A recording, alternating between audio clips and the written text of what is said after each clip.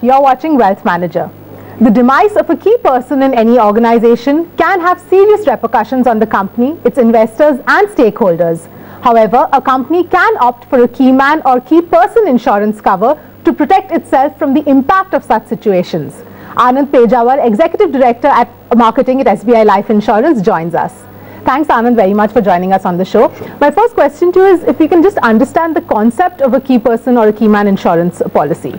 The concept of a key man insurance is basically to provide life insurance cover to certain key people. It could be one, it could be a group of people who are key to any organization.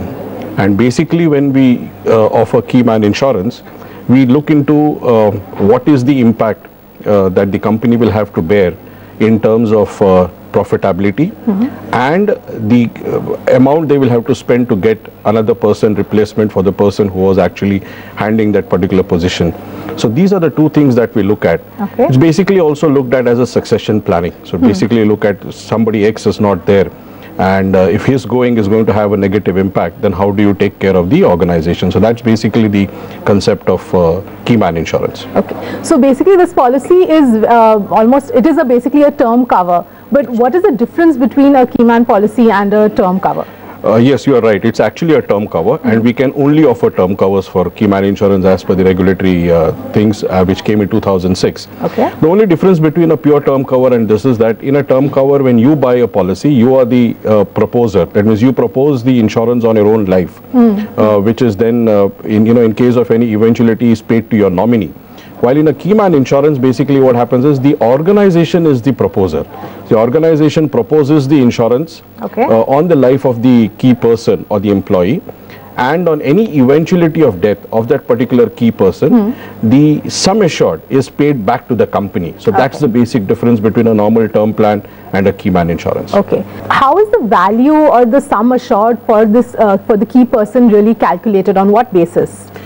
There are two kinds of calculation that one does. One is for the company. We look at what is the kind of amount overall for the company that you can provide. And when we do that, we take into consideration the gross profits, the accumulated losses and all that into consideration, and then decide on the overall limit that a company can propose. That's part number one. Part number two is basically when we look at the individual who has been assigned these, who has been taken into consideration for the key man insurance. At that point of time, we look at what is the kind of contribution he does to the company, what is the kind of contribution to the profitability and the organization bringing up, and also look into consideration what is his earnings that he takes from the company. So there are a number of calculations that the insurer does before we actually offer the life insurance cover to the key person. Okay, so the multiple of profit or whatever metric is used is something decided by the insurance company. That's right. Okay.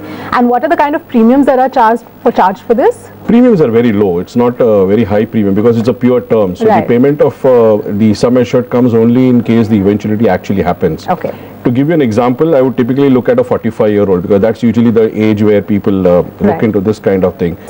If I take a 1 crore sum assured for a 15-year term, so he is covered up to the age of 60. Right. For a non-smoker, it could be roughly about 35,000 rupees a year, while for a smoker, it could be about 45 to 46,000 rupees a year. So it's not a big amount as far as the premiums are concerned. Okay. So what would happen if a company purchases such a policy and then the key person leaves the company? Is it possible to transfer, or has the premium sort of just gone down the drain? I would give this answer in two different ways. One is the technical part of it. Any life insurance policy is a negotiable instrument because it's a stamped document. And the owner is the company. So typically if the owner wants to transfer it to assign it in favor of the life assured itself, that is possible. Okay. But if you want to know whether it can be transferred in some other key person's name, it cannot be done. For a simple reason that when a key person is insured, his parameters are taken into consideration. For example, his BMI, the body mass index, what is his salary, what is his age, and premiums are dependent on that. It could happen that maybe I'm 45 years old, I'm covered, and something happening to me, the company gets in a guy of 35 years old, his premium would be much cheaper. Or somebody with a 50-year-old comes up who's having a slight health issue like diabetes or hypertension, then his premiums would be higher. What is the tax implication in terms of the premium as well in terms of the claims payout, if any?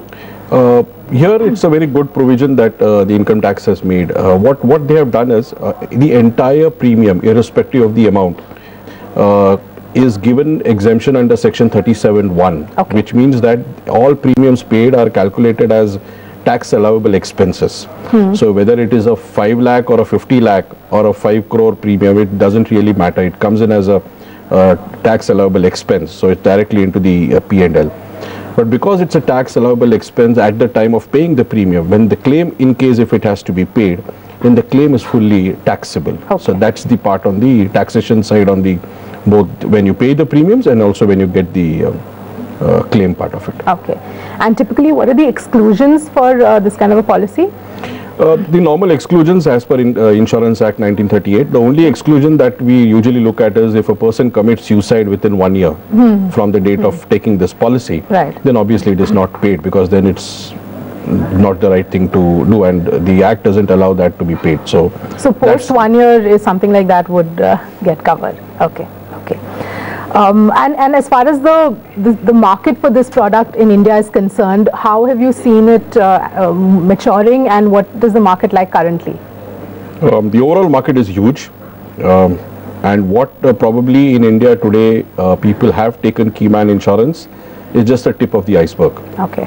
The information and the knowledge about this product has been growing quite well. In fact, most of the banks have today started asking for these kind of covers, because it forms a good part of a collateral in case something goes wrong. Year on year, I think the numbers are also growing in terms of number of policies as well as the sum assured that various insurance companies cover under Keyman insurance. And typically, what kind of covers can we see companies opting for? I mean, top end to bottom end? We have seen covers starting from as low as 1 crore to as high as 250 crores on a single life that companies have opted and insurance companies have provided. So that's the range that we have seen in India as of today. All right, great. Thank you so much for joining us. My pleasure. Thank you. With that, it's a wrap on this episode of Wealth Manager. We'll be back next week with a brand new set of investment ideas. Until then, if you have any queries on how to manage your wealth, do write into us at wealthmanager@bloombergtvindia.com. Thanks for watching.